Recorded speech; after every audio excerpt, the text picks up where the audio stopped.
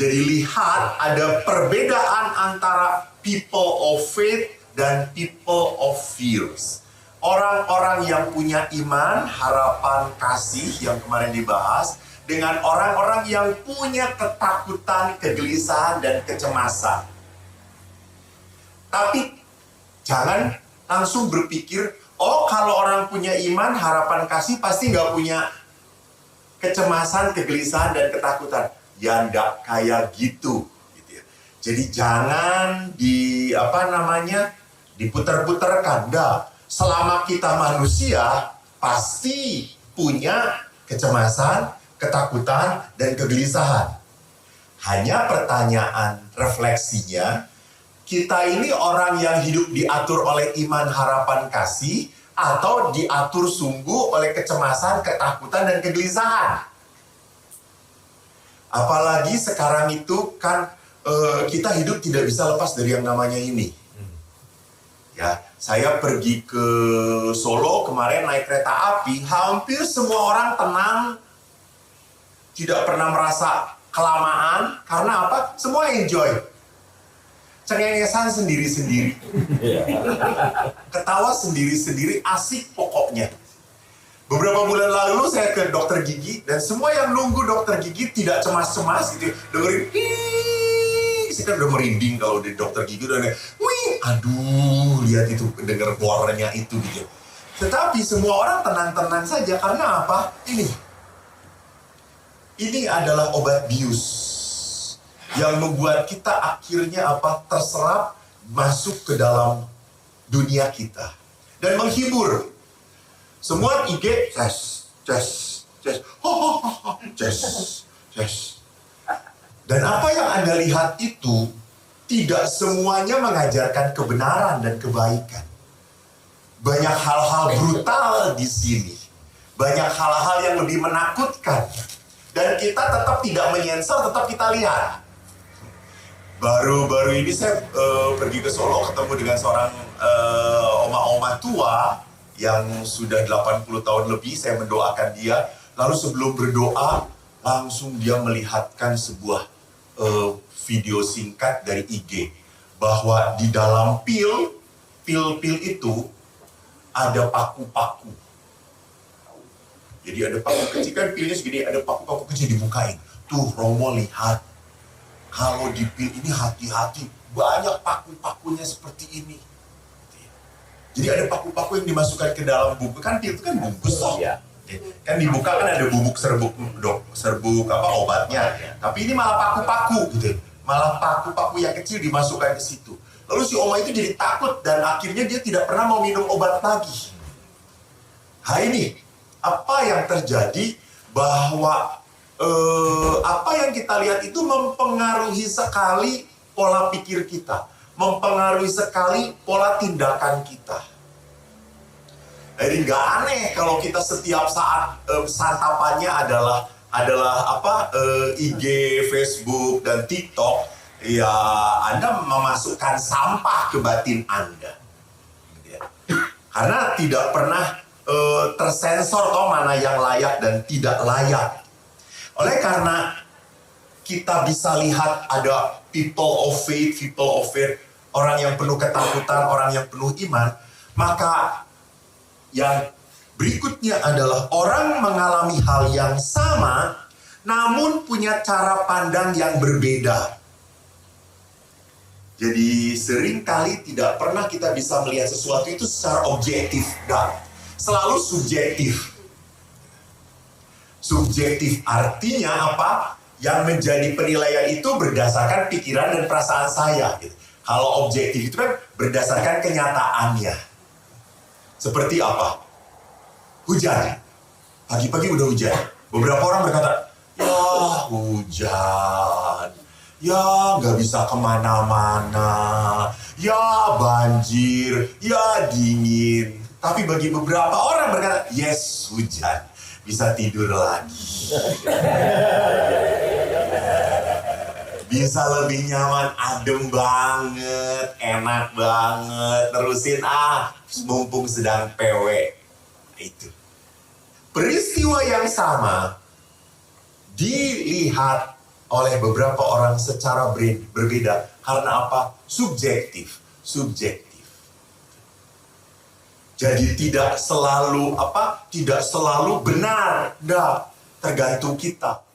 Jadi peristiwa sekali lagi sering kali kita nilai secara secara subjektif. Maka di sini pentingnya saya pun selalu nge-charge pola pikir saya, ngebenerin pola pikir saya. Saya sama, kalau ditanya, Pastor tuh nggak capek seminggu ini saya udah 3-4 kali seminar, terus-terusan. Apa nggak capek? Ya capek. Apa yang bisa membuat Pastor selalu semangat? Makanannya apa? Minumannya apa? Sorry, saya setiap hari menjilatin tiang listrik, kata saya itu. Jadi kuat banget saya gitu ya. Saya pakai baja, makan tangkur. Enggak, bukan masalah itu. Masalahnya adalah apa? Berani nge-charge nggak saya? Berani nge-charge nggak? Kalau saya cuma ngomong, aduh badan saya capek bener ya. Aduh saya udah nggak bisa apa-apa. Udah, ambruk lah. Beberapa saya punya teman pastor gitu, kalau udah tugas keluar kota, itu butuh istirahatnya seminggu. Dan kata saya tuh, kerja sehari healing sebulan. Manusia macam apa ini gitu ya. Sedikit-sedikit healing. Bukan healing itu ngegiling kata saya gitu. Jadi orang itu sering kali kalau sudah melakukan sesuatu, aduh butuh banget healing. Itu saya sedang senang-senangnya sekarang memperdalam tentang strawberry parents, strawberry generation. Bahkan bisa jadi adalah strawberry faithful. Orang-orang beriman yang seperti strawberry. Strawberry itu apa? Tanaman yang amat sangat terjaga baik, tapi kesentuh sedikit, hancur. Sama, kita pun sama. Seolah-olah doa kita bagus, pujian-pujian kita mantap secara manusiawi. Keren. Dapat gesekan sedikit, marah. Ngambek. Nggak mau lagi. Mundur gue. Selesai. Strawberry sekali gitu ya. Mudah. Memang bagus, memang indah, keren banget, menawan banget gitu ya. Tetapi itu tergesek sedikit, ngambek. Nangis, tidak tahan. Itulah sebuah kenyataan. Maka lihat people of fears, orang-orang yang diatur oleh ketakutan, kegelisahan, orang ini selalu melihat tantangan menjadi hambatan. Jadi kalau melihat tantangan itu selalu, ini pasti nggak bisa nih. Ini pasti sulit nih. Ini pasti membuat kita repot nih, itu. Jadi perjalanan itu selalu dirasakan menjadi berat karena kita melihat tantangan. Tantangan itu bukan menjadi sebuah kesempatan kita untuk berkembang, bukan. Tantangan itu membuat kita menjadi apa? Udah nggak bisa. Syukur kepada Allah, saya walaupun anak bodoh, gitu ya. Dikaruniai oleh Tuhan kemauan untuk terus maju. Maka saya sekolah tidak pernah sekolah tinggi-tinggi. Bahkan kalau disuruh sekolah, saya lebih cenderung rendah hati yang lain saja. Karena saya malas. Malas untuk sekolah. Tetapi pada saat saya ditantang, misalnya pastor, seperti kemarin, saya harus membahas perkawinan di Bintaro lewat ASG, ajaran sosial gereja. Aduh ampun Tuhan, saya udah lama gak pernah baca itu lagi. Ya sudah, saya terima. Akhirnya itu memaksa saya untuk apa? Membaca. Belajar lagi. Bukan berarti, itu bukan wilayah saya, itu bukan bagian saya, cari yang lain aja. Tapi memang di saat-saat tertentu seperti hukum perkawinan, itu kasus-kasusnya berat banget. Saya akan ngomong, mari kita datangkan orang yang ahlinya, yang bicara benar, pas. Saya tahu hanya datarnya, tetapi dasar-dasarnya ke dalam-dalamnya, hukum itu saya tidak terlalu tahu, kurang memahami. Tetapi lihat bahwa semua panggilan itu adalah tantangan bagi kita untuk berkembang. Bukan untuk membuat kita, udahlah, hindarin aja, jauhin aja.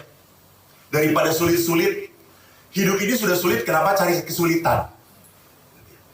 Kalau bisa gampang, kenapa harus sulit? Nah, ini istilah-istilah sekarang yang menyedihkan. Apalagi bapak-bapak itu selalu sharingnya kepada saya, Romo dengan istri mah gak perlu diajak diskusi. Ngapain? Lebih baik minta maaf daripada minta izin. Karena minta izin juga marah, ngamuk. Setelah minta izin, masih minta maaf lagi. Udahlah. Bapak habis dulu baru, sorry. Gitu. Lupa. Selesai dengan lupa. Gila. Iya. Putri mana Putri? Nah, orang yang melihat tantangan sebagai hambatan selalu akhirnya apa? Akan mengumpulkan hal-hal yang membuat segalanya percuma. Segalanya mustahil. Semuanya tidak mungkin. Gak bisa. Jadi people of fears ini cenderung melihat apa? Melihat info-info yang membuat mereka membangun kepercayaan jelek ini semakin kuat, semakin benar. Tuh kan gak bisa, tuh kan gak mungkin, tuh kan percuma. Dari sana. Maka bahkan mereka pun menolak iman, harapan, dan pandangan positif dari orang lain. Tadi. Jadi si Kaleb dengan Yosua sudah mengatakan bisa kita, tetapi yang lain gak mungkin. Berat banget. Sehingga kata tidak mungkin ini yang lebih dominan. Kan lebih gampang kita mendukung orang yang negatif toh daripada orang yang positif. Kita lebih senang kalau ya kan kalau ada usul. Bagaimana kalau persekutuan doa ini kita akan buat malam penyegaran rohani? Oke, setuju. Siapa ketuanya? Ya karena kamu yang ngomong, ya kamu ketuanya. Itu akibatnya apa? Ngapain gua ngomong? Pasti ke gua lagi. Gitu ya. Kenapa? Karena itu tadi. Semuanya tidak mau seperti Kaleb. Tidak mau seperti Yosua. Beresiko. Kita lebih senang menjadi orang-orang yang main di aman-aman.